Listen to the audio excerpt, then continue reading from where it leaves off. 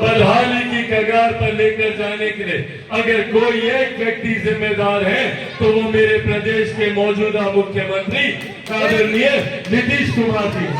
नमस्कार, मैं हूं देवांशु। आप देख रहे हैं news for nation. Lojpa Ramvilas के राष्ट्रीय अध्यक्ष चिराग पासवान बिहार वाली पॉलिटिक्स जो है वो यूपी में जाकर कर रहे हैं। दरअसल यूपी के बलिया में पासी समाज का एक सम्मेलन था जहां पर मुख्य अतिथि के तौर पर चिराग पासवान ने शिरकत किया और वहां पर जाकर सीएम नीतीश कुमार का नाम लेते हैं और ये कहते हैं कि बिहार इसलिए बदहाल है क्योंकि नीतीश कुमार बिहार के मुख्य मंत्री हैं। अक्सर चिराग पासवान जो है वो बिहार आकर सीएम नीतीश कुमार पर हल्ला बोलते हैं। उनकी पॉलिटिक्स का मुख्य जो केंद्र है वो सीएम नीतीश कुमार के खिलाफ ही पॉलिटिक्स करना है।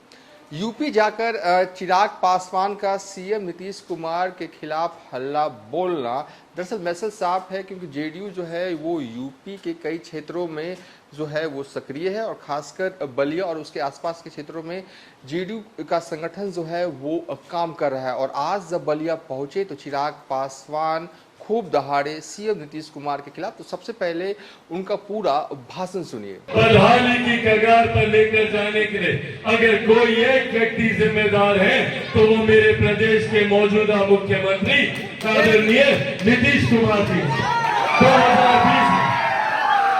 2020 में अकेले मैंने चुनाव लड़ना पसंद किया, पर कभी भी अपने मुख्यमंत्री नीतीश कुमार के सामने मैंने कोई समझौता नहीं किया।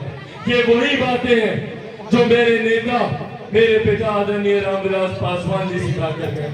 अगर मुझे सत्ता का लालच होता, सत्ता का सुख होता तो मैं मुख्यमंत्री नीतीश कुमार जी के साथ समझौता करता। आज मैं केंद्र सरकार में मंत्री होता, मेरी पार्टी के कई विधायक बिहार सरकार में मंत्री होते। पर अगर मैं ये समझौता कर लेता तो उम्र भर कभी भी अपने नेता, अपने पिता आदरणीय रामविलास पासवान जी की तस्वीर पर कभी पुष्पांजलि अर्पित नहीं कर पाता, कभी मैं उनसे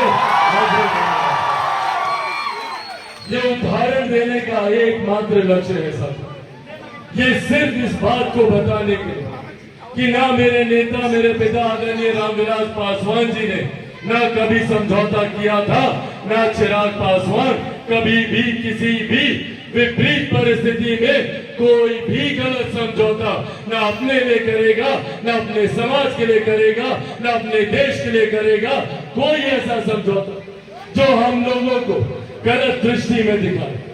समाज के हक की लड़ाई जो मेरे नेता ने शुरू की, जिसका खूबसूरत उदाहरण आदरणीय वीरेंद्र जी ने दिया कि सामाजिक न्याय का ये पहिया, इसको और मजबूती देने की जरूरत है।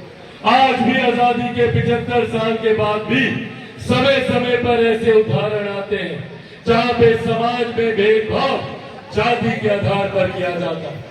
आज भी कई ऐसे उदाहरण देखने को मिलते हैं और देश के अलग अलग कोने में ऐसे उदाहरण देखने को मिलते हैं जहां अन्याय जाति के आधार पर होता है, संप्रदाय के आधार पर होता है।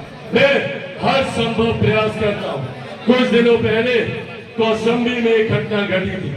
न सिर्फ मैंने वहां पर जाने का काम किया जहां पर हमारे ही परिवार से, पासी समाज से आने वाले 3 लोगों की हत्या कर दी गई थी। न सिर्फ वहां जाने का काम किया बल्कि मुख्यमंत्री से उन्होंने पूरा विश्वास दिया। आदरणीय योगी आदित्यनाथ जी ने पूरा विश्वास दिया कि न सिर्फ परिवार को उचित न्याय मिलेगा बल्कि उनके परिवार के सदस्य को जितनी सहायता मुहैया हो सकती है वो भी करवाई जाएगी।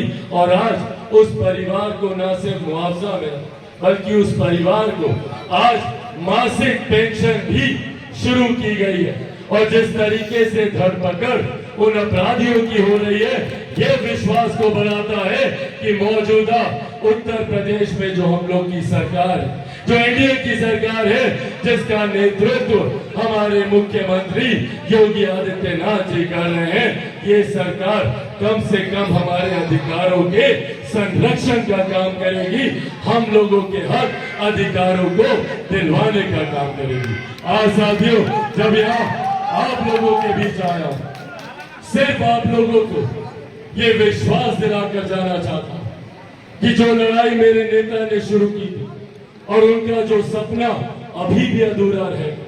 उनका सपना था कि समाज का हर एक वंचित वर्ग मुख्य धारा के साथ जुड़े।